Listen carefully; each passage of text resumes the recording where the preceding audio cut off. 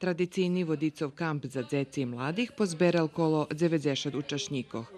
Главна тема того року to međusobna ljubov, potim komunikacija i drugi sučasni temi, ktorі obrabjani prez vikladanja i rižni robotnji i druženja. Водицов камп ще скорий волав духовні вежби за младих і немаме baš цалком точну евіденцію, вже кеді почав, але то отприлики штерацети камп, може бути 2 роки плюс або мінус. Було і такі кампи, що нас було 15, було і že 50, evo to možeme na ovo žena i se najvekši po teras, je skoro 90 dzeci i nas tu pomagame, znači všetko jedno nas je skoro 100. Praktično ja zamenjujem Panasa Malacku, котрий ту роки возить тот камп і наистина того року були bardzo цікаві теми.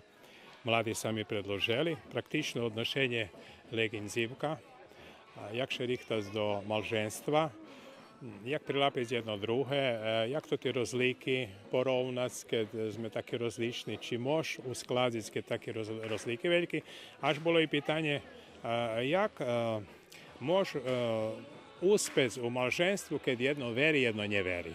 Mladi organizovali tanječnu, muzičnu, glumecku, kuhnjovu, naučnu i maljarsku sekciju, do kotrih uključeni kolo 90 učašniki i na taki sposob še druža, zabavljaju i všelijak uča.